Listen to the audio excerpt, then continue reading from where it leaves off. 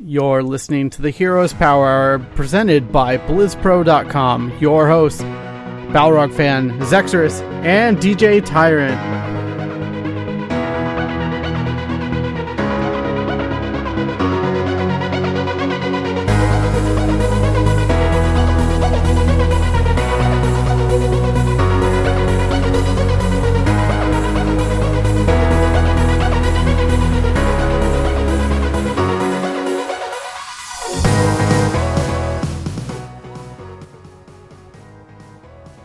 What's up, everyone? Welcome to the Heroes Power, episode number 93. We have a lot to talk about. It's been a little while since we've been on the air, and we're so excited to have you all to join us tonight, as there's tons to talk about in Heroes of the Storm, and we're all very, very excited to be discussing this. I'm your host, DJ Tyrant. With me, as always, is the wonderful crew. We have a full show this week. Everyone's here. We're gonna start with Balrog fan. How has your week been, or 2 weeks been? What you been up to in Heroes of the Storm and otherwise? I played a few games with you guys. That one night, a few weeks ago. What's that? Last Wednesday, I think, or Thursday? Mm-hmm. I don't remember.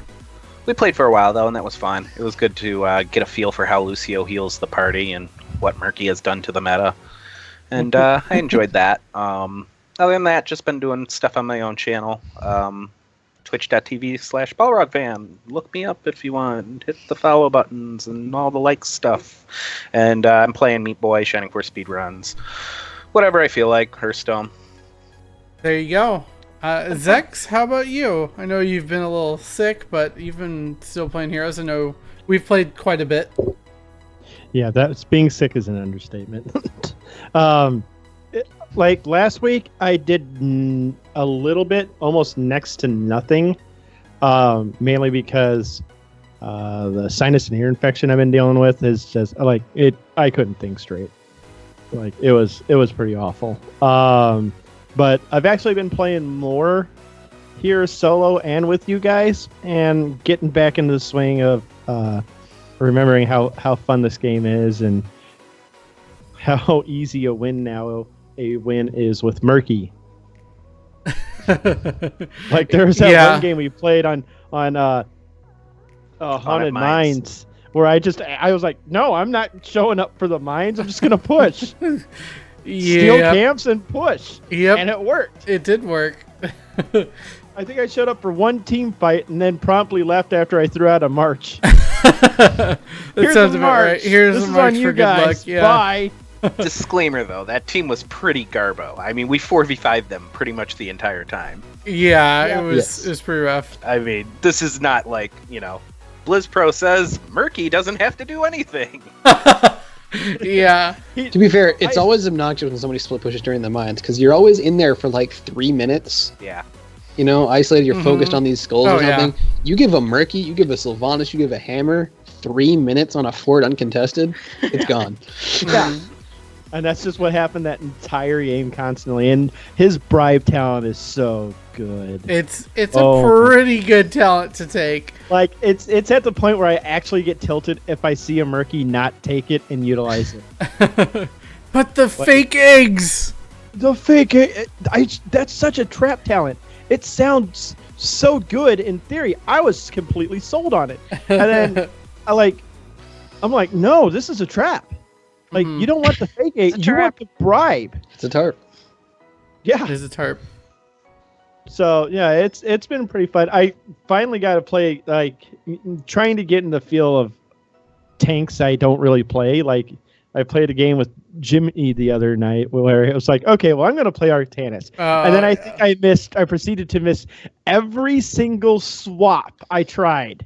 Yeah, I don't think I hit one. The new swap takes some real getting used to. I mean, you'd probably get used to it over the course of 5 to 10 games pretty well. So I'm not super worried about that, because it's definitely one of those high skill things. Equinox still isn't used to it. Hey, man. I have an Equinox approved Chen. I'm not gonna. This is a true statement. That just actually made me legitimately happy. Yeah, He sure. remember playing against us in cheer league, Like, and that's just like really cool, you know. So, but that's been my week. Artifice, we haven't had you on the show in a Hello. while. How are you? How has your week been in gaming, and what you been I up have to? returned from the depths of Overwatch end of season. A good Christmas, a good New Year's. Lots of work. Work has been kind of nuts with the holiday season. Hots wise, I have, the return of Murky is like my thing. That's it for me. Like Zex, you think Zex is happy? Like when I start playing it again, it's gonna be over for me. Like he's already level 18. Like there's nowhere left to go. Like, You can go to 20. Do it. I hope they raise it to 30. Give me something else to do with it. Well, didn't they say they're potentially uncapping hero levels and making That'd Yes, be fun. I heard about that. merging your account They were level talking into about that. hero levels and stuff? Yeah. That was at the Q&A panel at BlizzCon, yeah. Yeah. Yeah. And more rewards too. So That'll be that'd good be too. Loot No, I boxes. I've played Lucio a bit. I haven't played him enough to get a feel for it, but since I played him like 40 hours worth in the other game, I may as well play him here too.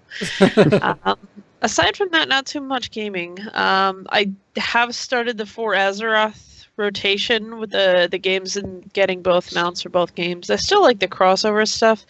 I don't like that Heroes doesn't have the same one that WoW is getting, because I like the WoW one better. The WoW one's significantly better. Yeah, I kind of wish we'd get that instead of the typical ones, but there's time for that maybe down the line next year, hopefully. Mm-hmm. Yeah, I'm sure we'll have to pay for it. That was more to go, hey, WoW people, come play Heroes. Yeah, pretty much. See how good it looks. They're like, hey, it did so well bringing people in from Overwatch. Let's see how it does with WoW. Yeah. Yeah. Yeah, I need a Hearthstone thing now. Yeah, and also Maybe with the Innkeeper release. Yeah, and also if They gave you a card back. Yeah, like, that's 2 true. years ago. Yeah. Also, if you're a WoW player and you're just checking out Heroes, you can actually unlock a pet of the Grave Golem as well. I believe it's still active. I'm sure there'll be something forever Yeah. active in the game. I'll have to check. I'm pretty sure I've got it. Yeah. Yeah, he's a Graves? beast in pet battling too. Mhm. They had to Yeah. nerf him. No, Graves, the Grave Golem, he's pretty good. Yeah. Also, if you are new to HOTS and you happen to be listening to this, here's the storm.blizzard.com has a guide put out by us on how to effectively get this mount. And it talks about the different maps. It gives a good breakdown of the game. So if you're looking for information, our website has an article for you. Mhm. Solid Because plug. Alebeard's a robot. And Actually- Kitchen and Yeah. I don't know if there are I anybody think else working Alebeard with helped that. on that too as well. Yeah, those Yeah. two I think. But were- yeah, definitely check out the article. Join us in the Discord. Let us know if you're looking for people to play with, and I'm sure some of us would be happy to grind out some games with you real quick.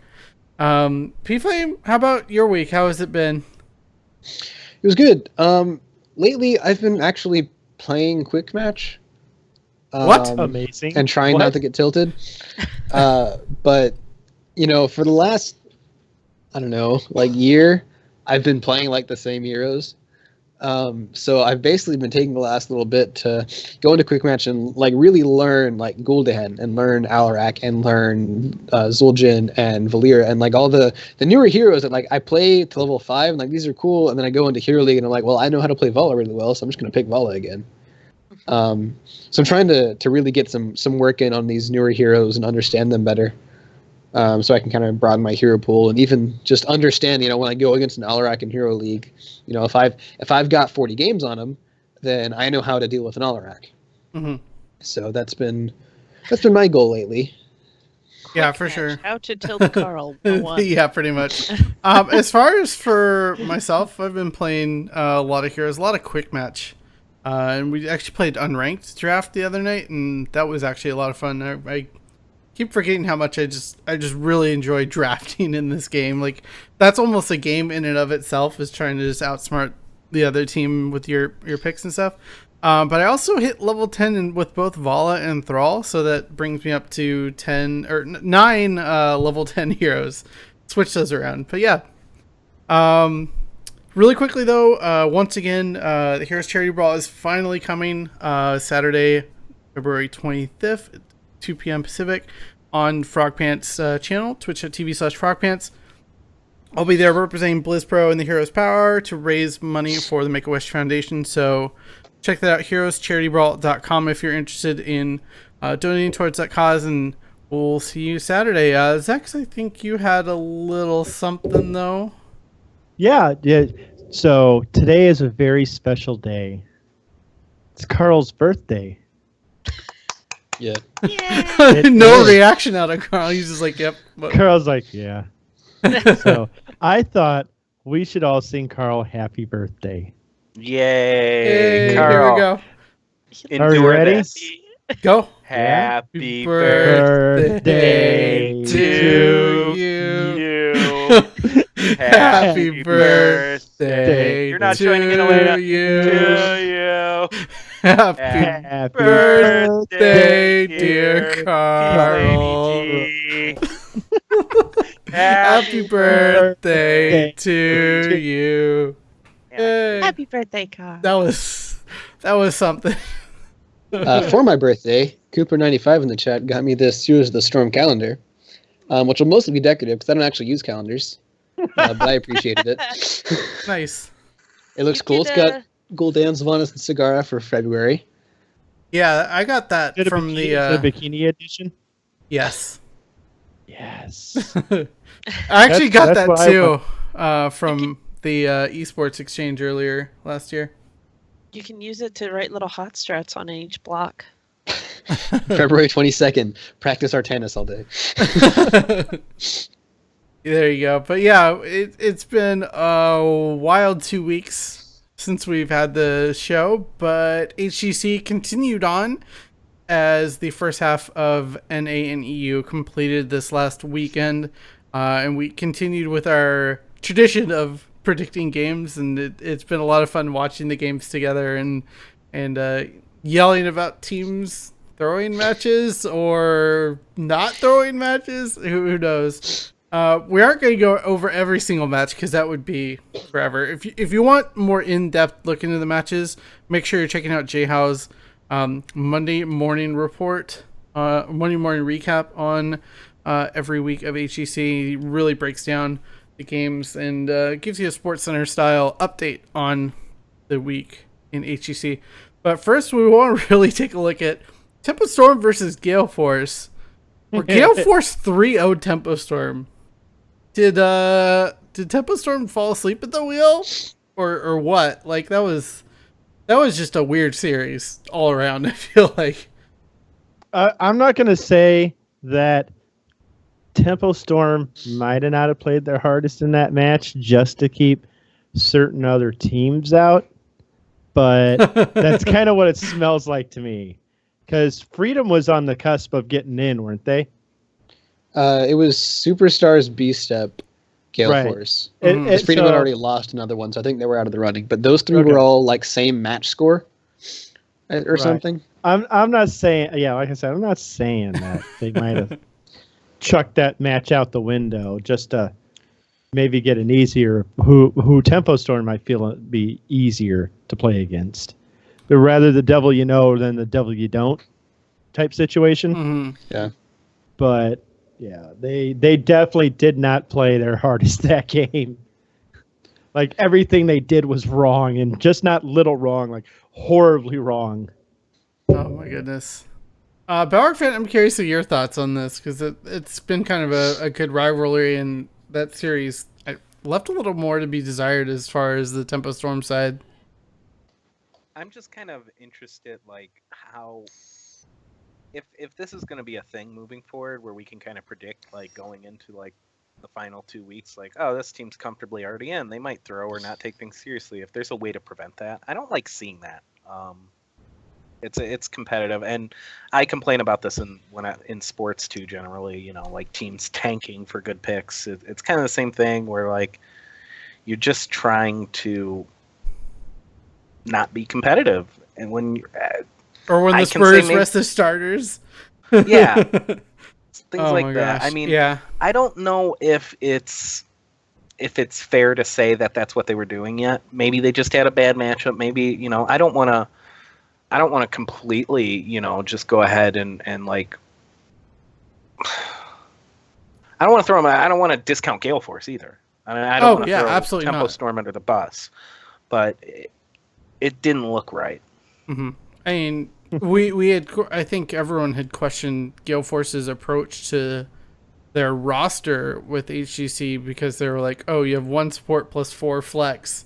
How is that really going to work?" And clearly, that has been an advantage for them because they can really be flexible around all their picks, pretty much. Well, like except for that Tempo Storm series, which everyone seems to view as some sort of fluke, whether it was intentional by Tempo Storm or just they had an off day, or like nobody really thinks Gale Force should have won that game. You know, it's like their strategy held up against the lower teams, where it's like, oh, we can flex, we can pull this fancy stuff, but it didn't beat Team 8. And it, and who else did they lose to? Did they lose Team to Freedom? They lost Team to Freedom. That's right. They lost to Freedom. You know, so like it's not like it was a flawless strategy. You know, if the match had gone like everybody thinks it should have gone against Tempo Storm, they'd be 4-3, which is above average. But you know, it's not it's not a flawless score. So No. I don't know. I don't think it really paid off for them. Yeah, and I mean, someone in chat says they have 0 incentive to lose, but if you're trying to fix that 4 spot, so your 1 seed you have a better matchup because you have the tiebreaker against teammate,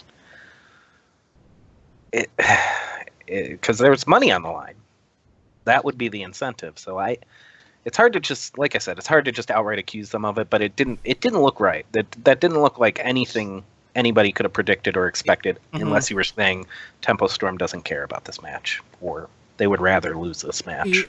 I feel like it was a little bit of, they didn't care necessarily, but also a bit of a fluke.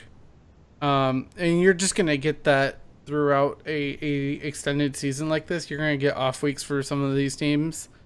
I think that's to be expected. And speaking of that, we're going to talk about our next series, Freedom versus No Tomorrow. And we were saying we were saying one of these weeks No Tomorrow has to win a series, and they 3-1 Freedom.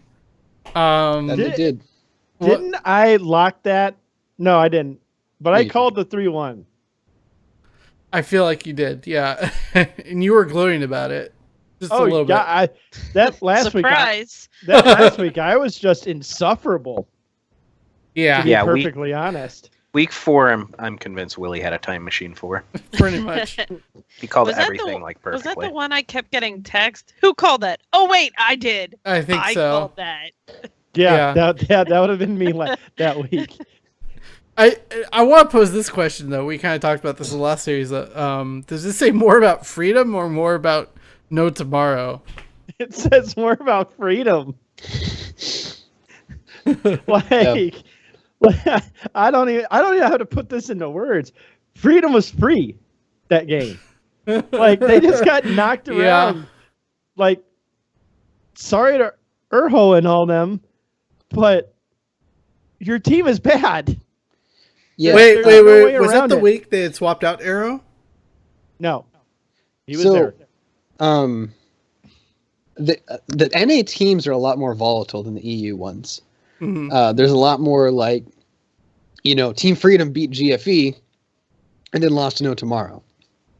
And GFE beat Tempo Storm, who was only lost to Team 8 before then. B-Step goes like 0-4 to start the season out and then ends at 4th place. Right. Like these NA teams are very like up and down and they have good and bad weeks. It doesn't make sense what they do. So I don't know. It's just a lot of these teams they'll have a week where their players are on point and their synergy is good and they'll just like, boom, we nailed it. And then they'll have a week where it doesn't work. And that's not a good sign for a team.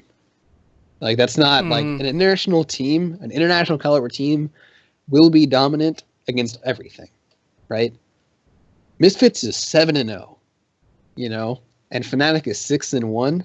Like those teams are going to do well. Right.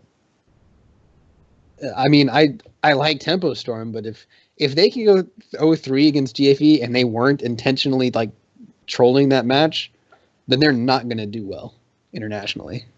Teammate looks like they got a chance though. The only loss being to Tempo Storm for a brand new team against a team that's been there. Teammate is definitely somebody to watch on the rise. And it was a 3-2. It was a 5-game set too. It wasn't like they got 3 out or something. It was a close set. So I've got more bank on Teammate than anything right now, to be perfectly honest. We could be talking about an 8-0 Teammate versus a 6-2 Tempo Storm at this point. They've only played 2 7 series so far, but yeah. Yeah. I'm sorry. But moving on to EU, a couple of really fun games that we got to see last week. We got to see, in week 4, we had Dignitas versus Fnatic, which is basically the battle of 2 of the best teams in EU, top 3, the top 3 teams. And Fnatic ended up taking that series 3-2, and probably maybe the best series of the entire season so far, I would say. Just because it showcased really high level play from both teams, and it was just an excellent series. Wasn't a train roll? No, it wasn't at all. Bless you. Like, you get 5-game sets between like B Genius and Synergy because neither team knows how to win a game. And you get 5-game sets between Dig and Fnatic because they're both so good that it's hard to like beat them. And like these are the ones that like this is why I want to watch HGC, to see a set like this. Because it's just so entertaining to watch a back and forth series like that. Yeah, no, I completely agree. Like you're 100% on the button. Like Synergy B Genius is like a kindergarten slap fight, whereas like Dignitas and kids are violent. While like Dignitas and Fnatic is like that championship heavyweight, title match where you don't know who exactly is going to win, but it's going to be a damn good show in the process. Yeah. There's just no way around it. It's just, you're going to have a good time watching those two just throw down. Well, who's the cage match then? Cage match? Yeah, who's the cage match? Oh. Come on! Pop quiz. Well, like, I don't know. I don't know. At this point, I would say probably... a team of monkeys versus Niventic? No, cage match. Like the top match? I know. It would be Misfits and Fnatic. I think that's fair, but I was thinking more like one-sided slaughter. Oh. Misfits versus any NA team? I'll be honest. I don't have confidence in NA right now against EU. Like at all. I've got confidence in Teammate. Like Teammate might. Laundry's done.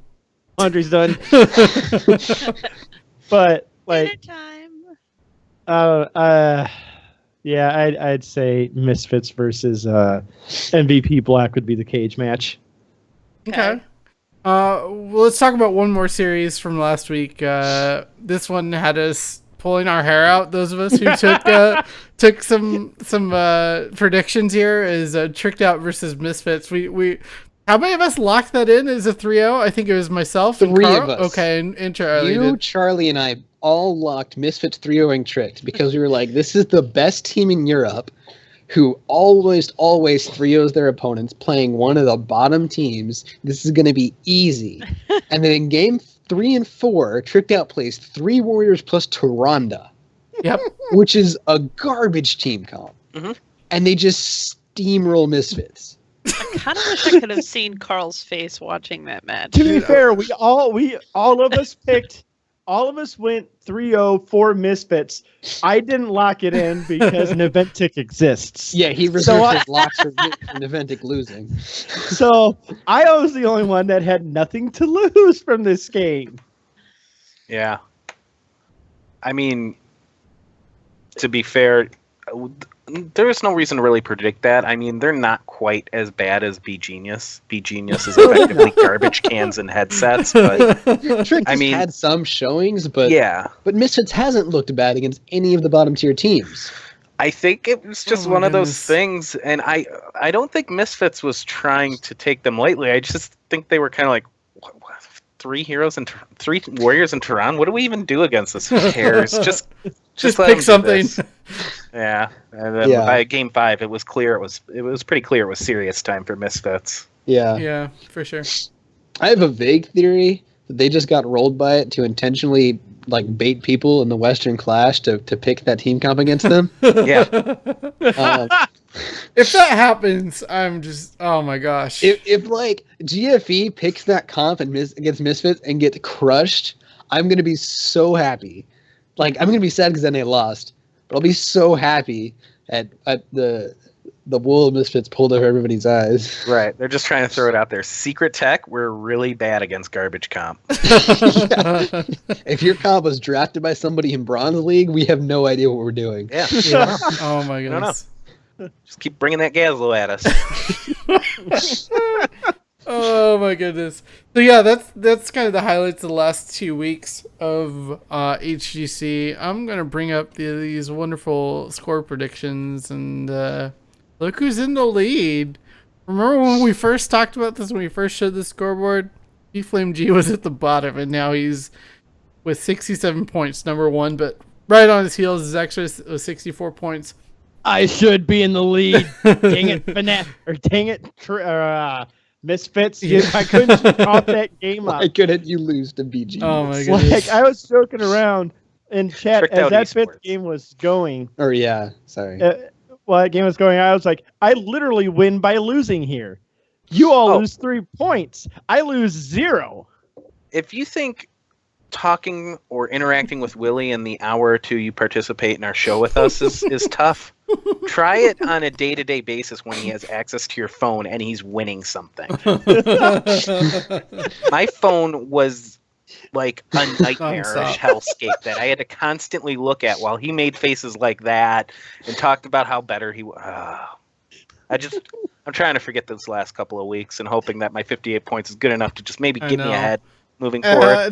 Maybe I'll nail the mid-season brawl. I have a little bit of work to do here, unfortunately, with 52 Had a points. really bad week 4. Man, man. Yeah, the week Well, before it was was- really bad. I wanted to give you some sympathy points. Just I know. like Also- that's how bad you had. Also, those of you watching on stream or the video, I just noticed that my shirt has green on it, so you can like see through my shirt. It's weird.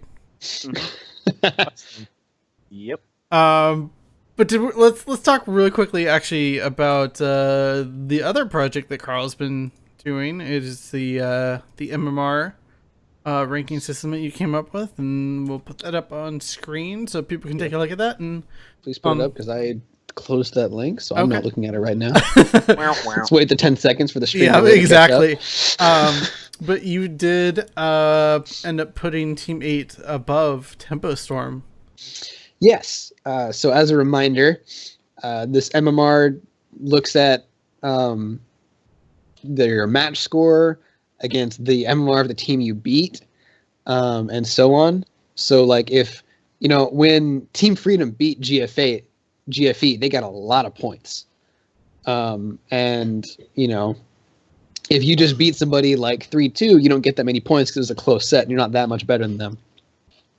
That said, Team 8 is 40 points ahead of Tempo Storm. And that was just like Team 8 has a lot cleaner games is essentially what that means. Tempo Storm, like Ashley was saying earlier in the chat, Tempo Storm has gone to a lot of game 5s against teams. And they usually win it, right? They're 6-1. And they'll usually come in and say, yes, we are the better team, even though we're still working things out. And we're not rolling the lower teams like Misfits is, but we'll win it. But on the MMR table, it's reflected because they're barely ahead of GFE, who's 5-2. Granted, if they hadn't thrown against GFE, then they'd be in a much better spot. But honestly, looking at the points, even if they beat GFE, they'd be pretty much tied with Team 8 with an extra win. So that was the most interesting thing for me. And then if you look at the colors on the side are how their positions changed from 2 weeks ago. So Team 8 and Tempo Storm swapped. Naventic is now at the bottom, so Willie's happy with that at 326 points. Over 300 below Team 8. Although our EU teams are about 250 apart on the lower and upper end. Or, yeah. So we'll. That's because of all the. I mean, that's because Team Freedom beat Gale Force, was it? Yep. Yeah. And then Gale Force has beaten. It's all these interchanging games, right? Like it makes Niventic look stronger than they actually are. Yeah. So like when Misfits is 7-0 and they've like 3-0, so they're way up there. They're 50 points ahead of Team 8, and then B Genius, who is 0-7, is at 264.3. So EU has 2 teams in the 200 range, and none in the 300. NA has 3 in the 300 range. So like I said, the NA teams are kind of closer and taking games off each other, and EU's not. EU's pretty distinct. On it, like you look, it's 7061524334251607. Like there's no like tied places. That's true. So it's my dream is that Niventic gets bounced out into Open League, and when Open League matches are happening, they still play that promo of them talking all the crap about how good they are in Open League. That would be wonderful. That's my hopes for moving forward. So, anyways, I'm gonna continue this as the season progresses, and as teams like they play each other again. That's where I take into account the difference in MMR. That's really going to come into account in the second half of the season because, at the start of it, Team 8 beating No Tomorrow was like, oh, well, they're even teams, but now they're clearly not. So we should get better readings and stuff, and it should be I have a question good for you, Carl. Yep. Now, for the mid-season clash, are you going to apply the MMR against games in there? Because that's where you're going to get some really super interesting data, I think, from in terms of like seeing Team 8 go up against Dignitas Fnatic or Misfits and seeing, how everything adjusts in that time. Yeah, I don't know. I don't think I will affect these tables just because some teams aren't playing and different game scores and stuff will mess with everything, but I might find a way to kind of keep track of how things turn out in that league and how they perform versus their relative MMR and their distinct systems.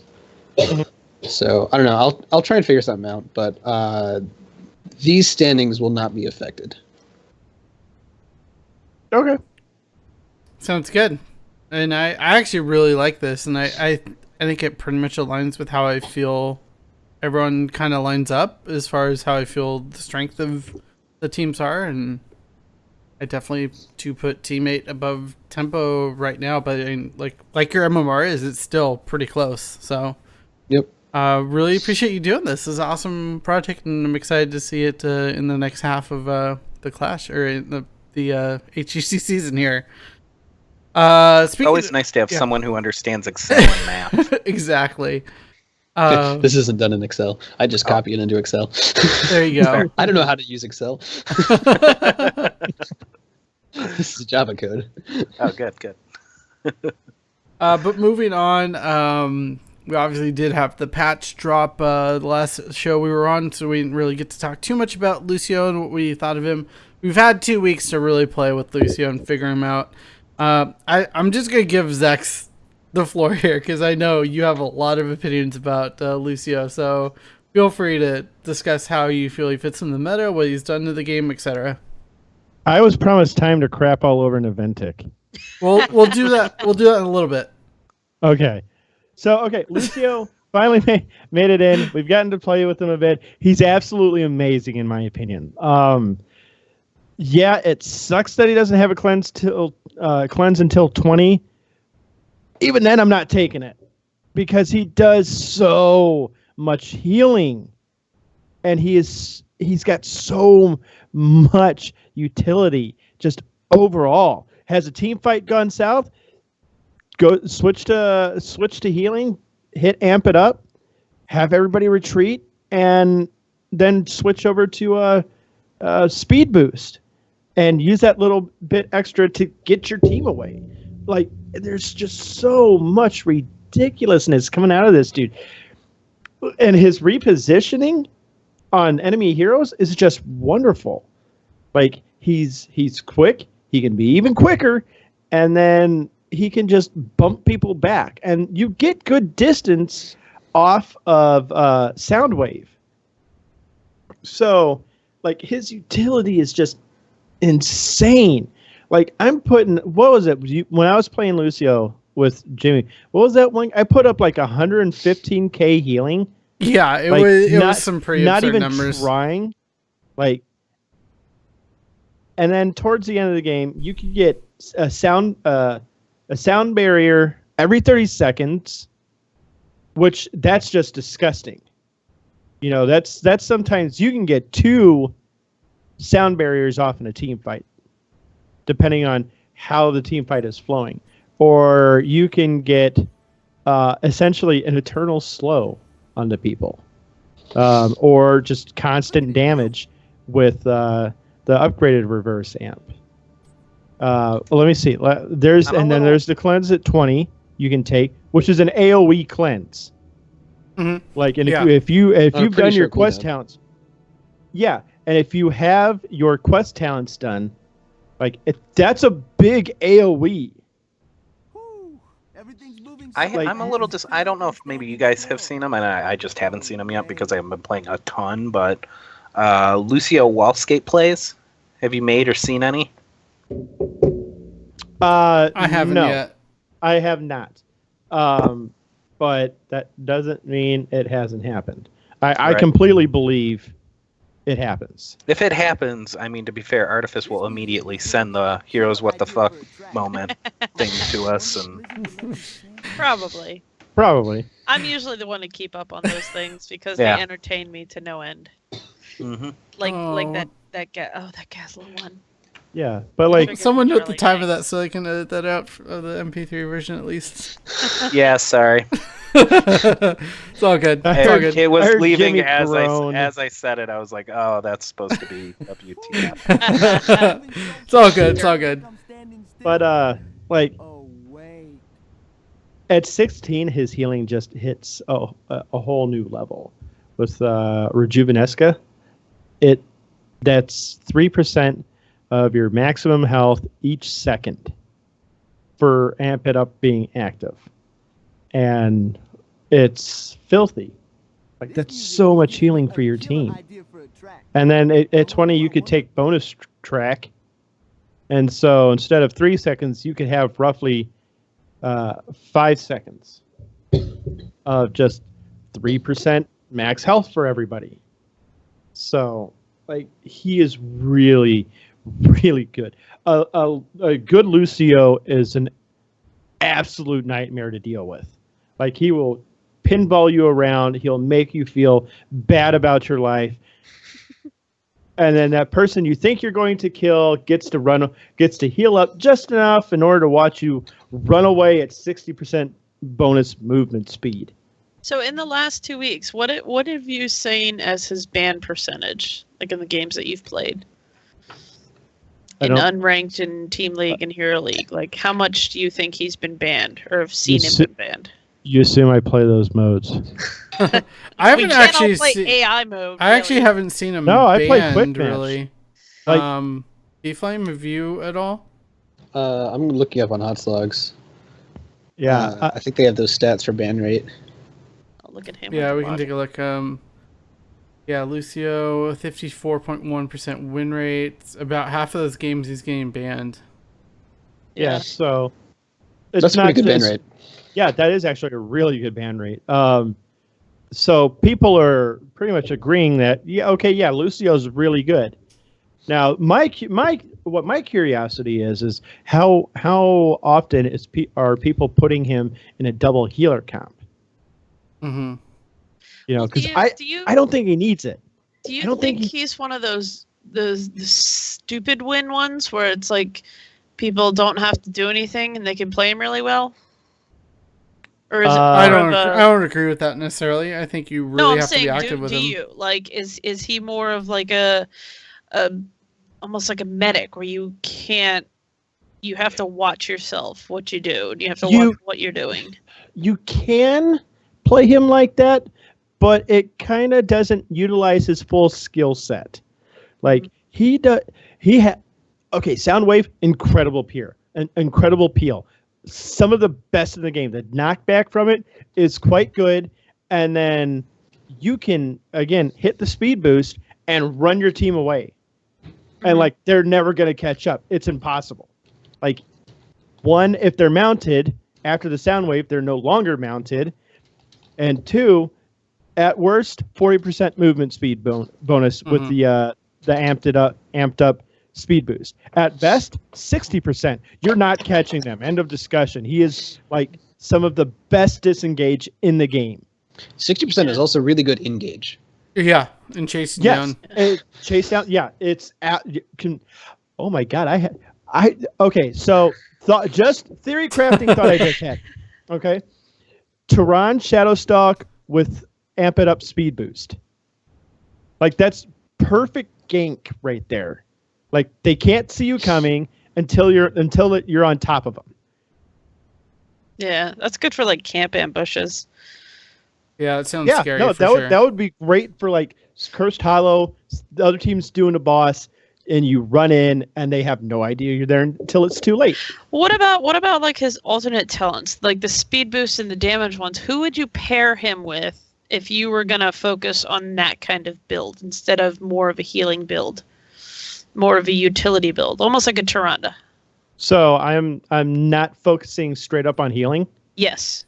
That's almost none of Would I his care? talents really touch healing. no. There's a few. There's There's a that few, but 16 like one you were I'm talking about. asking, like, what do you guys like? Who would you guys all pair him with if you were to go that way? If you were to try and focus more on utility than straight up healing? Rhaegar. Rhaegar, Jimmy. I almost would think a Tass would actually work pretty well, Tass? just because his healing alone is, I think, enough. Yeah, the shield would be incredibly helpful in helping someone low after an amp it up on a healing boost comes out. So Charlie, you heal a lot. What would you say? Uther when they make him good again. Oh It's gonna be great. Make my Uther goodness. great again. He's gonna be shielding people, and Lucio's gonna be making people fast, and then Kerrigan's gonna be going 60% faster on people So, and killing them. So is that before or Stun 'em. after they buff Arthas? Ooh. Nice So- speak What about my you? language. What about you, girl? I think he fits probably in the general meta slot where you want a healer and a shieldy. But I do just want to make one point. There's a champion in League whose ult is to give her allies a 40%, scaling to 60% at level 16 move speed buff. And that's like the primary reason she's picked is because she can help your team engage so well. Lucio has that on a basic ability after you finish your quest. Like, move speed is such a valuable stat if you can use it well. Like when you're like high level play where you can use move speed to juke things, where you can use move speed to force a fight without having to use like ETC power slide. If he doesn't have to engage with a power slide, and he has that for peel, or he has that for I need to lock this target down, like it's or a Diablo who can get closer and he can flip somebody and then and push them back, stuff like that. Like, move speed is so good. And I just like that part of his kit alone just makes him invaluable. yeah, Do absolutely. you guys think he has any maps where he doesn't fit after the 2 weeks he's out? Nope. I can't think He of fits on anything. He fits on every map. And the thing I can recommend, and this is pretty much a general recommendation for most heroes, but especially in Lucio's case, you need to play him to learn how to play with him. Understand what the hero can do for you by playing him. Whether you just do that in try mode or you wait for free week and try him out a few times, then you can really get a feel on what your Lucio expects from you just by playing him a couple times and saying, "Oh man, I wish this guy was closer to me," or things like that. Yeah, it definitely took me a couple games to kind of understand how to play him, because at first I was just playing way too Bad aggressive. Lucio? Yeah, bad Lucio. Okay, yeah. First game ever, bad yeah, Lucio. okay. The patch goes live. The story time. Patch goes live, and I queue up with Willie, and literally the first game, of me playing Lucio ever, and this guy's like, "Oh, bad Lucio." I'm like, the hero's released like 10 minutes ago. Give me a break. I feel like I should start doing that just for pure entertainment value. Oh man, just like the guy 20 tilted minutes me after they come out. The like, guy tilted troll me so somebody. hard. But back to the question about the ban rate on Lucio. He's number 8 on Hot Dogs right now, so definitely. So it's not getting it's not kind of there. like a Li Ming Ragnaros like Mm-mm. ban all the time. It's pretty respectable, Ragmouth, though. A roster of like 60. yeah, Ragmouth are still number 1, number 2, respectively, at almost 50,000 games banned for Rag, and 25,000 for Mouth. Already? What was Kael'thas at when he was getting banned? It was like he must have been like 80%. yeah, like, like there was a time where Li Ming and Kael'thas were just banned nonstop. Yeah, it was the opening ban. Yeah. Pretty much. No matter what. I feel like if bans were a thing back when Thrall was released, that would have happened to him too. Release Thrall. Oh, Battle Momentum Thrall. Oh my gosh! Rest in I peace. miss Battle Momentum Thrall so much. Why do you have to bring up such good memories? But speaking of other heroes, some little Murloc got a rework, and Murky has returned to the Nexus with a vengeance. First things first, though, there was a wonderful Reddit thread complaining about Murky. It's been 2 weeks. Blizzard, please fix. And Blizzard did announce that changes will be coming. Nerfs will be coming in a future balance patch, hopefully very soon. No. But I wish it wouldn't. okay, before we get to you Murky lovers, I want to go to Balrog fan because I know I really like your theory on fixing Murky, and I want you to talk a little bit about what you think can be done. It's the trait. The game is all about being able to punish people for being bad by killing them, and then they go away, and they have to stay away from you because you killed them because they were being bad. And now Murky is good enough to do things like duel bad Johannas, which Willie was doing, and win. and because he dies and he comes back, 8 seconds later? I 7 didn't seconds? die though. No, yeah, that's what I meant too. So that's another thing. Keep that in mind. That would be fine if she got the better of you, you didn't come back at her 6 seconds later and just clean up anyways. And it's the trait. The game doesn't lend itself to allow a hero to come back, because anytime you make that hero good, they become too good. So we're gonna see nerfs. He's gonna fall down. This is exactly what happened to Murky last time after he got reworks and buffs, and then he got more nerfs, and then he fell out of the meta for 7 months. It's the trait. Get rid of the trait. Rework the trait. The trait is garbage. Nobody wants to hunt eggs. Nobody wants to have a Murloc come back at them 6 seconds later on an objective they're trying to cap. It's garbage. It's a garbage trait. I don't like it. But with that, like, if you were to get rid of that, like, what would be his purpose then? Because he's so squishy. He's so fragile that if you got rid of that, there would be no reason to pick him at all. I mean, you'd have to compensate buffs. Like, there's a lot of his power budget is in his trait, right? Yeah. Like, you like the fact that Murky is tuned down and is weak and is killable because he has an 8-second death timer. But like an 8-second death timer is still an 8-second death timer. There's literally no consequence for making a bad play on Murky. And especially late game when everybody's penalty is 60 seconds. He can punish other people's really bad. Like, Murky can pick somebody off late game, and like if he trades 1-for-1, your team just gained like a 50-second advantage on a 1-for-1 trade. Like, Leoric's okay because it's slower and he's not a duelist. Like, I mean, he can like push you out of lane, but nobody's gonna get solo killed by a Leoric unless you're actually awful. Yeah. Oh my gosh. But Murky can do that. You know, and like I don't want Murky to be unimpactful. Right. But like Charlie said, an 8-second death timer means he has to be unimpactful or he's very overbearing. But at the same time, it has to rotate. Like, all of the characters go through these rotations where it'll be like, say, a chunk of like 4 months where they're just picked all the time and people get really good at them and then they slowly fade away for a little while. Like, Around meta. it has to happen though, because otherwise the character, like, when's the last time that anything really happened with the Lost Vikings? How True. often do you see the Lost Vikings? That's why. Osteobs. Oh yeah, actually, maybe once a week. Yeah, it's pretty rare.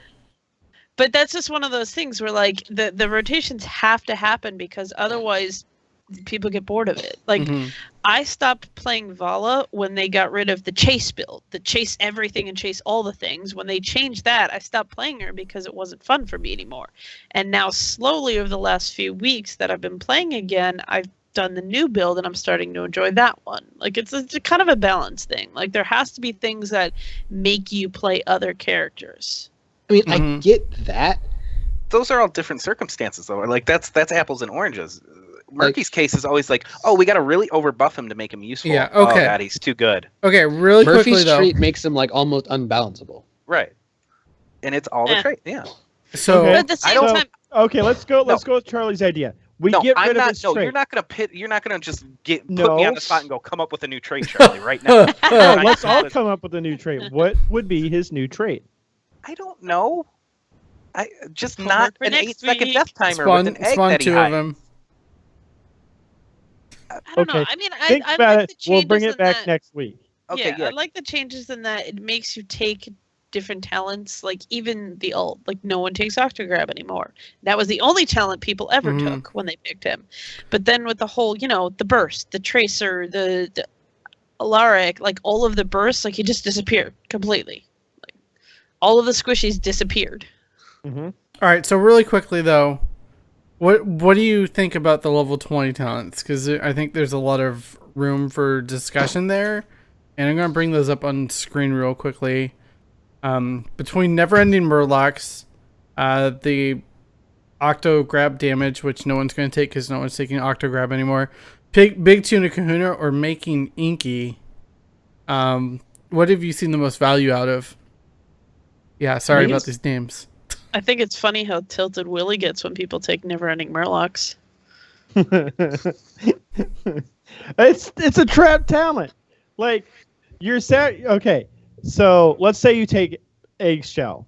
Okay, you have effectively a double health pool. You run out. You start using Never-Ending Murlocs, and then someone shows up and blows you up because you're just standing there, and then your Murlocs end that second. So like. It's cute if you have a team that can properly distract the other team. Protect the Murky comp. There we go. There you go. So, Big Tuna Kahuna is cute, and that again, if you take Eggshell, you have like at level 20 a 7k health Murky coming out of an egg between your health and your shields. Granted, it's a 16-second death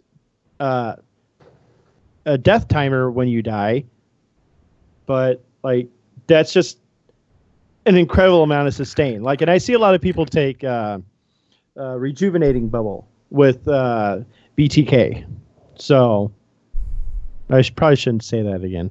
But wow, Jimmy.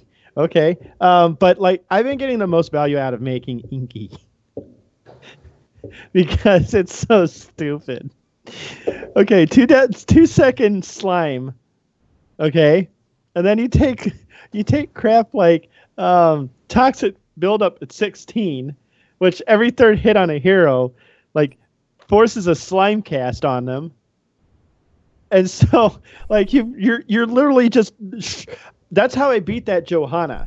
Like, she even jumped trying to kill me when she had, like, 10% health left, and I just bubbled as she landed. And she tried to run, so I just hit her twice and hit her with another 2 more slimes, and she went full to dead before I even died. Like, that is absolutely silly. Like, and I don't want that changed. No, I think the ability changes are great. Yeah, I honestly think Murky looks a lot better as a hero in the game than he ever has, but the trait breaks him. How would Without you the feel trait, about he can keep all those a chains. scaling death timer trait, where it's like his death timer is always just a quarter of other heroes, where like I'm actually not against that.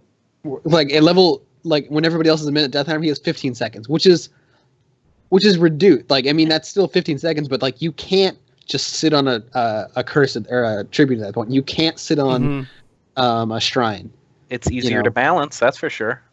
And it's easier to tick it in one way or the other, depending on Murky. But you kind of have to scale it past 8 seconds because, like, other heroes' death timers are less than 8 seconds at level 1. Mm-hmm. You know, right? Like, you give him a 16-second death timer flat, then like he's actually punished in the early game. So the percentage allows you to scale, and you can actually adjust it because if it feels like he's not dead long enough, you can push it up just a couple percentage points. Or Artifice, what are you taking at 20?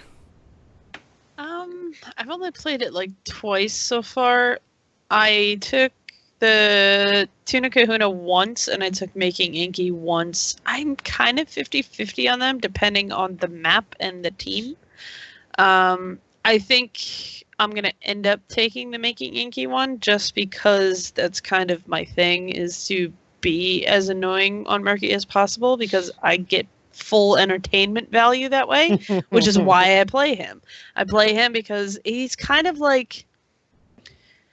He's that character in this game that it was when Tracer first came out. Like, the one that people can't really deal with because it's so easy to tilt people when you're playing them. Because they just get so frustrated against it. Mm-hmm. So, it should be fun. I think my favorite talent, to be honest with you, my favorite talent is the level 7 Time to Krill, where your basic attack's slow. And your slime slows. So I'm just constantly going around hitting people each one, so they're all slowed. That's the best way to get team fights done. And then Thrall comes in with Especially if you have a Earthquake. Lucio. Thrall comes in with Earthquake, then you have a Lucio. It's like just a combination where no one's going anywhere. Where are you going? Nowhere. Oh my gosh. Alright, but I think we can all... have diminishing returns on slows? What's that? I don't think it does right now. As far as I know. I was asking about diminishing returns on slows. It might be depending on consecutive uses. Not sure. I don't believe there are any diminishing returns. Yeah, I guess there aren't, because like the Rhaegar 90% slow feels pretty bad. I don't know if they stack per se. Like, if one's more powerful than the other, I don't know if they're stacked on top or the more powerful one. I think that's what is the more powerful ability. Yeah. Overrides. They don't combine to like 75. So it's kind of up to you to time them out, basically. Okay. So, talking really quickly about win rates, though, Murky's at 57.2%, and slowly but surely, Anubarak is at 55.9%. Okay, so I played a little bit of Anubarak today. And he did Beetle build I would say is probably back.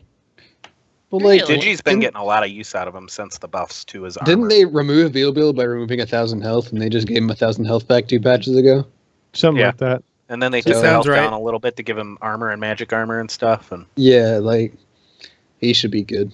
Yeah. No, every time I played with Digi and he's used him, we've been doing really good. Yeah, like there's a surprising amount of sustain coming out of the Beetle build. Like, especially like leeching scarabs and stuff like that. It's kind of silly. Yeah. So that's all I got to say about Anubarak. I'm kind of happy he's back. He's a fun hero to play. And then going back to the patch, there was a couple changes, or more than a couple changes, to Tassadar, mostly across the board, buffing him. Archon did get nerfed in the sense that it has a little bit less damage, and the cooldown is increased. While Force Wall did get a cooldown reduction, mana reduction. It also did get a duration reduction by half a second. But overall, it looks like he got pretty solid buffs. What are you guys thinking of Tassadar now with all these changes? And And how does he just feel now? Okay, so my question is, like, they reworked Tassadar, and then they're like, no, he's not good enough. Well, the auto attack thing is like they basically baselined one of the talents. Right. Mm-hmm. Okay, that's fair. Wasn't that a quest talent though? Yeah, it was. It was a quest talent. Okay. They baselined a quest talent, which is above. Right? I'm not gonna lie. And then they nerfed Kala's Light. They buffed the level 7 talent slow. A lot of this is like some talent tweaks, where like if you pick this talent, it's a better talent than it was before. The basic attack thing's a buff, which I don't think was necessary. I feel like Tassadar was pretty strong, but they also kind of tuned down Archon. So and that's what people were picking because Archon was really good, and I hope they don't over nerf it because Archon is such a fun heroic. Yeah. I have played against a Force Barrier Tassadar, and that's really annoying. Yeah, it is.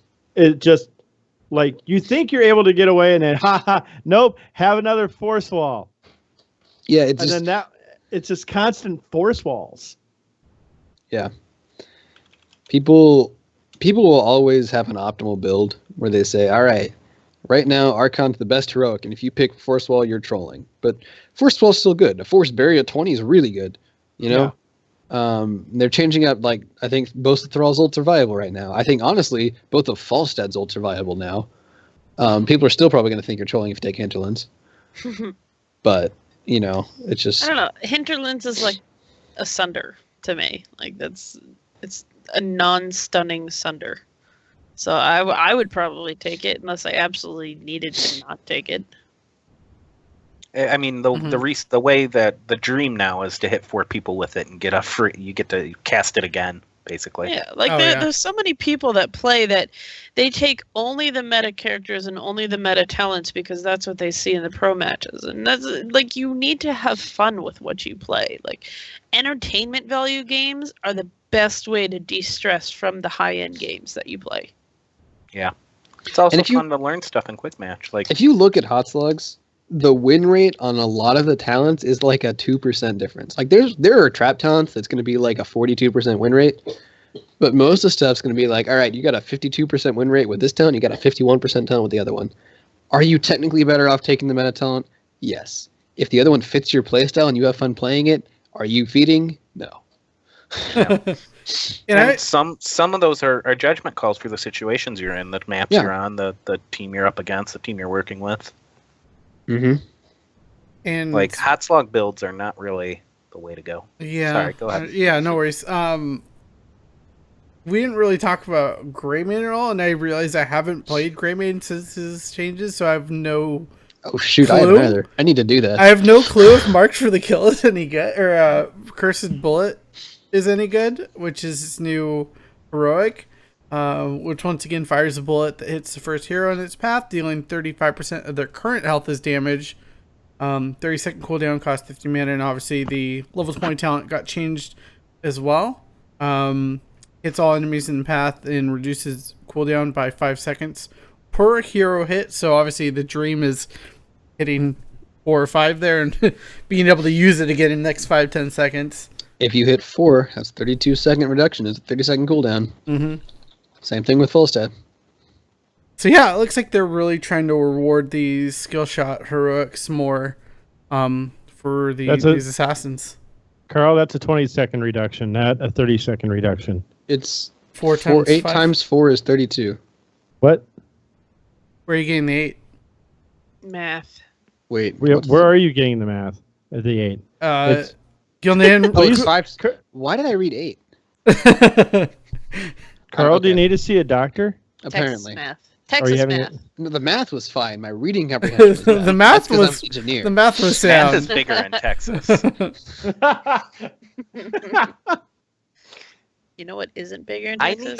The Ventix win score. Oh. Yes, it's true. You're welcome, Willie. Oh my goodness. All right, I wanted to though move on to our what's hot on Reddit for this week. Is there's actually a really good topic. It's been brought up time and time again, and it is surprising that Blizzard hasn't done something about this, but basically the question is, why is there not gifting in the game?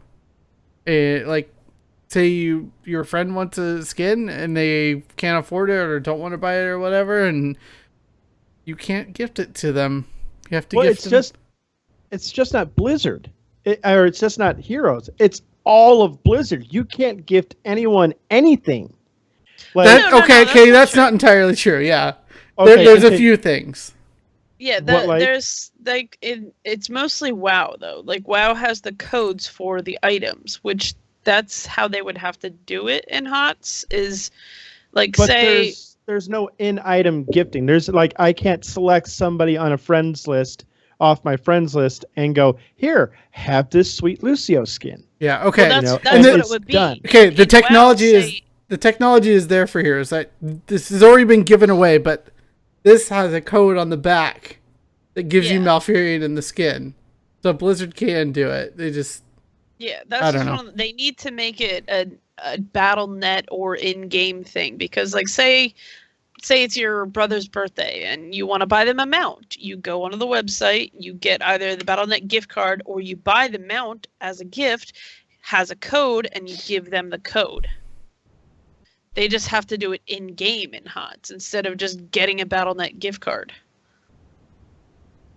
Okay. But yes, you're right. It is something they should be bringing to Heroes. And I mean, this Reddit thread is pretty much what we've talked about before, I feel like. And even the first comment is, I will upvote this suggestion every single time I see it. Powerhour, I like getting gifts. Yeah. People like getting gifts. This doesn't negatively impact anyone in any way. I don't know why it's not in the game. I don't know why there's not a community workshop yet for skins. Make one. That would surprise me if they did that, to be quite honest. Like, example, the Dota community workshop. It's one of the most thriving communities in any MOBA, like hands down. Like some of the stuff that comes out of there is just jaw-droppingly awesome. Yeah. And I would love for some, like there was a Leoric janitor skin. I remember that. I talked about that. That's the kind of stuff I want to see. I want Starbot skins. Yeah, like we've all seen some like a fan idea for a skin that would just be absolutely amazing. There's ways Blizzard can make this profitable for themselves and the people who do the work. Like the dinosaur pajama Dehaka skin? Yes! That's one of my favorites. I love that idea. Thank you, Carbot, for putting that idea in my head. So yeah, the skins thing is something that they play with, but they could do so much more. And I don't know if it's a timing thing or if they're trying to space it out between events and everything. Like we'll give you some here and here and here, or loot boxes. I'd be down for loot boxes. Yeah, for sure. There's that mystery tab that came up on the Brawl promo video, I think. I think so. Trash Dove Farah skin. No. Mm-hmm. Yes. No. Yes. No. Forever. Oh my goodness. I want Habanero Diablo. Yeah, there you go. That is just like a pepper. But really quickly, we're going to close out the show with this topic, but I did promise Willie a little bit of time to discuss Naventic and HGC overall. So far, we're at the Benny Hill music queued up. We're at the Western Clash, and I'm just curious what you guys think about HGC overall. What have been your surprises, your disappointments? We'll just start with Zex, because yeah. All right, Naventic. Not a surprise to me at all. I knew they were trash. They've always been trash. They're going to be trash. There's not enough dumpsters in the world for me to light on fire that can't describe how bad Naventic is. I knew this was coming. I knew they were going to fold like this. Like, this is not a surprise to me. This should not be a surprise to anyone. Any team that Zuna and Kenma are on always crashes and burns like it was a 747 full of nuns. It's that tragic to watch. Like, I don't understand how these two like keep thinking, hey, we're brothers, let's be on a team together. And like, they've seen it time and time again. It doesn't work out.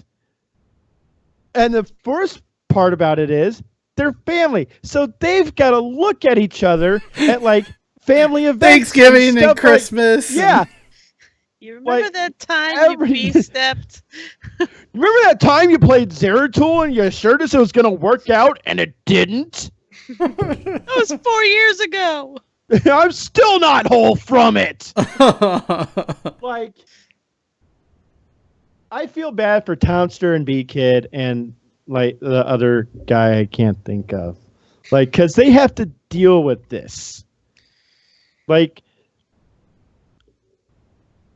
and watching their promo videos is the best thing in the world for me. Because, like, I know when those promo videos were shot. Oh, no, they were shot in January. All of them. So this was just shortly after BlizzCon when they were all mad about, you know, we're NA's best team and we didn't get in. No, you idiots! You had 3 chances to get in. I'll give you the one where Suna got kicked off because he'd been there too long at TwitchCon. Oh, the streaming one. Yeah. That was So hilarious. I'll give him the one, but you guys had 2 other chances to get in. And you failed. If you guys were that good, you would have ran the table on one of those. Ashley, remember that time you played Morales and died to a fort twice for no reason? And Kenma, he gets so tilted. It's amazing. The most tilted support I've ever seen in my life. Like, how many times have we seen Kenma solo pushing a lane as a support for no reason at all? Like, why are you doing this? What is going on with you? Like, okay, you're Rhaegar. You do kind of push a lane out fast, but your team is dying in response to that. They know you're nowhere nearby. They're just swarming whoever pops up.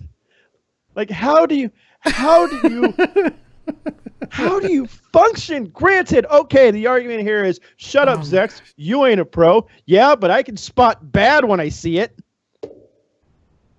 So, like, I like Niantic just folding on itself like an infinite number of times is just the sweetest thing. And you all at the start of the HGC were like, yeah, Niantic will be pretty good. And I'm like, nope. I'm not denying that. And you guys gave me crap when Niantic won that first game against No Tomorrow 3-5. And I'm like, nope, it's time to crank this hate train up to 30. Oh my goodness. And look at me. I was right. God, how long have you been waiting to say that? He's been waiting a while. Oh. Okay. Power fan, how about you? What has been your favorites of HGC so far? I've really been just impressed by Team 8. They've been really great story. They've been fun to watch. They've been,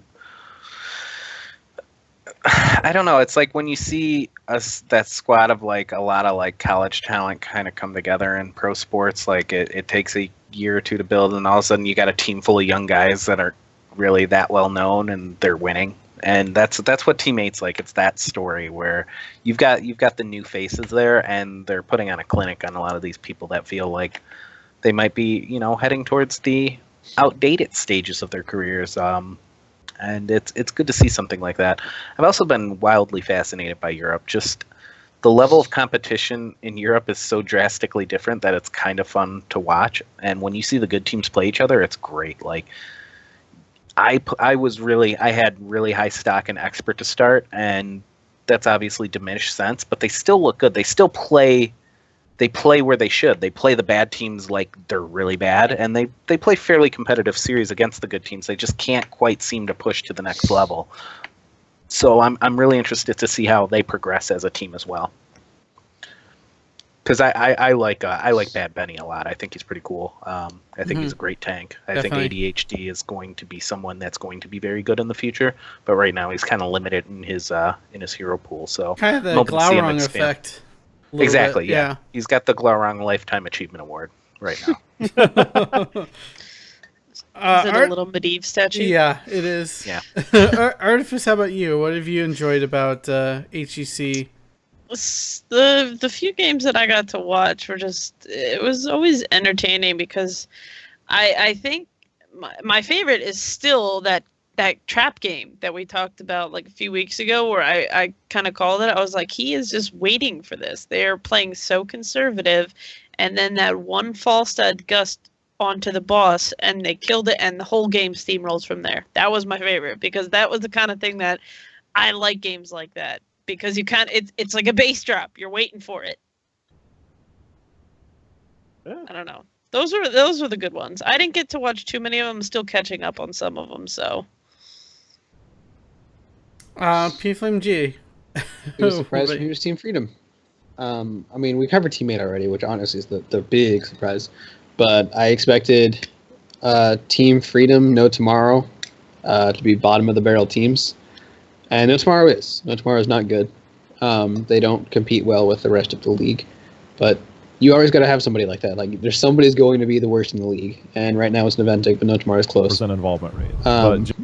But Team Freedom can hang with Superstars and with Gale Force and with B-Step. You know, they're not they're not going to beat Tempo, and they're probably not going to beat Teammate. But they can perform and they can do well, and they deserve to be in HGC.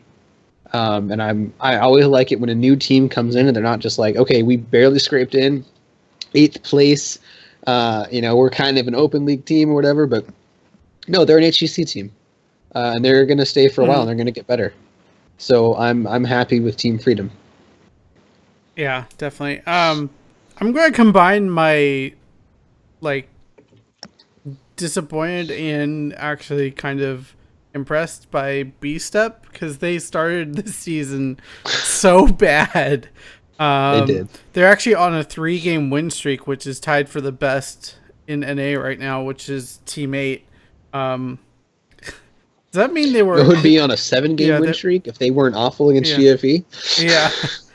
But yeah, B-Step just started off really poorly, and I was like, wow, this is looking bad for K1 and Caffeine and crew, but they really showed that they've gotten it back together, and I think they'll definitely threaten for top 3 in the second half of the season here. Unfortunately, they got hot a little too late, so they can challenge Gale Force for that final spot to go to the Western Clash here, but it'll be fun to watch them. And yeah, like Charlie said, EU has been just a blast to watch. Like even when it's been the kind of bottom tier of matches, it's just they've been really hectic games, and we've had more than our fair share of Caleris core calls, and we'll miss him. Oh, sad. Jimmy's gonna violin. cry himself to Remind me sleep of at that, night man. when he I know, realizes I am. Claire isn't Okay. casting anymore. Triggered. We never Can we we kind of never come back talked about the Illidan solo core either. I know. Which game was that again? I don't even remember at this point. I just remember Illidan solo core. I'll have to dig it up. We'll figure it out. Yep. Can that. Do we mind if we come back around to me real quick so I can actually discuss All right, go for the it. HGC? Go for it. Now that I'm done with my Naventic hate. You get 1 minute. This is what I've been wanting the entire time for the competitive hero scene. Like, this gives us a consistent flow of games every week. And some of them are kind of snooze fests, but for the most part, like, they've been really good games. Even the quote kindergarten slap fights, like they've all been entertaining in some way. And this is the kind of thing that Heroes needs. And if you've noticed, the viewership for the HGC has been steadily going up. Mm-hmm. You know, it started off at the start like 10K, 10K-ish range. It was below because I remember Twitch chats making jokes about it reaching the 10K range. Right. So, but now, like, it's getting the notoriety that it deserves. It's being noticed. People are looking at it, finally, in a way that is more than, LOL, casual MOBA with talents. Shut up, Dota. Yeah, in EU has actually been higher than NA consistently. I think they've hit around 20, 25K on just the main channel. Yeah, and like, they have like cross-language streams too, right? So yeah. So this is what I've been saying for a while. The Koreans and the Chinese had it right. They knew how to run a professional esports league, and all Blizzard had to do was just listen and watch how they ran it. And they've done a pretty good job. Like, I'm excited to see the mid-season clash, or the Western Clash. I'm excited to watch this. Like, because we've had 5 weeks of build up to this. You know? Yeah. And now we know about where the teams should be. It's not just, Charlie's a prime example of this. He had no idea who some of these people were at the start of the HGC. And now he's talking about his favorite players and stuff like that. Like, this is exactly what I was hoping for with the league format.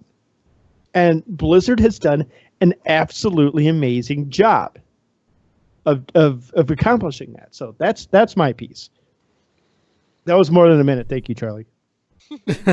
Oh yeah, that was a joke. There we go. Charlie is a gracious overlord. But I think that'll close out our show for this week. It has been a wonderful show. Lots of really great discussion on Heroes and HGC specifically. We will be having the game portion come up. So if you guys do want to play some Heroes with us in the post-show games, we will be checking you guys out in the Blizz Pro chat in the game client. If we get enough, we will definitely play some ARAMs. As those have always been a blast, and we love playing those with all of our viewers. And as always, check out patreon.com/heroespower. Just check it out to see all the rewards you can get there if you decide to monetarily help out the show. And always, there's all sorts of great content on heroesthestorm.blizzpro.com. Alebeard, the machine, chunks out articles all the time. And we actually picked up a great new writer who's covering the Australia and New Zealand scene. So if you've ever been curious about that scene, and they are sending a team to the Western Clash, make sure to check that out. As well as on youtube.com/blizzpro, where all our past episodes do go up on. You can check those out. And here we go. All the other shows on the blizzpro.com network. Wednesdays at 6 Pacific, West March Workshop for Diablo 3. Thursdays at 7 p.m. Pacific is Payload Podcast for Overwatch. Sundays at 7 p.m. Pacific is Well Met for Hearthstone. And Arcane Analysis for World of Warcraft. They put it out in audio-only format, but check it out on blizzpro.com for new episodes there. And as always, check us out on Discord, discord.blizzpro.com. And wow, that's a lot to get through. But as always, thank you to BlizzPro for giving us this channel to do our show. And as always, Legion by Lenovo. Thank you for partnering with us. Thank you for providing Balric Fan with some really sweet gear. It's so awesome. I'm glad you got that. Oh, wait. We do need Western Clash predictions. Do we? I think we have No, till there's a next bye week. week. Yeah, we got. Okay. Next week. So okay. My Yeah. bad. Yeah, we will have those predictions next week. The brackets aren't even up yet, so we can't really completely predict that. But yeah, reminder really quick, heroescharitybrawl.com, February 25th. I'll be representing BlizzPro with all the other great Heroes podcasts, Core, Into the Nexus, Hotcast, and Lords of the Storm. I was like, I'm forgetting one. I can't ruin this. It'll be a good fix for people during the HGC off week, so tune in. Exactly. Yeah, check it out. You get the very same high-level competitive play. Yes, actually, we will. No, we have some really fun ideas for some custom games, so make sure to check it out. I mean, we're going to be definitely playing around with the custom settings in the custom game mode, so definitely check it out. And closing thoughts, we'll start with Balrog Fan. I'm excited for this charity thing this Saturday at 2 o'clock, and I'll definitely be tuning in for that. I couldn't be happier with HGC. Can't wait for it to come back. And if you want to check me out, best way to see what I'm doing is look at that Twitter thing down there below me and follow that, or go to my Twitch channel. I'm always doing stuff, so. I'm giving away Steam games a lot now, too, so if you want a random Steam game from me, because I buy Humble Bundles and I don't, install any of them, so I'm just going to start giving those games away. Right now I'm giving away Stardew Valley, so check out my channel and join if you want a chance to win that. There you go. Zex, how about you? I love HGC. I love my cat. I love Lamp. I like Zuga? Huh? Ich mag Zuga. Zuka. What? Zuga. I don't know. Check me out. I'm getting over this sinus infection. I'm beginning to stream again, so check it out. Zexorus Heroes on Twitch, and I'll be doing this Phantasy Star 4 speedruns again. Did one today, failed miserably. It's a cat. It's a kitten. Why do you do this, Lena? What's wrong with you? Because you're easily distracted. I am. I'm not medicated, you dork. All right, fine. We're Move moving. on. We're moving on to Artifice. Any closing thoughts? What are you up to this week? I'm excited to get back into the game now. Now that there's another character that I really, really love and enjoy.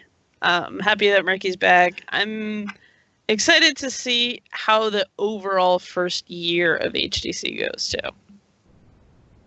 Yeah, most definitely. And P Flame G, once again, happy birthday, my Schmag friend. Zuga. Say it again so they'll hear you. Ich mag Zuga. There you have it.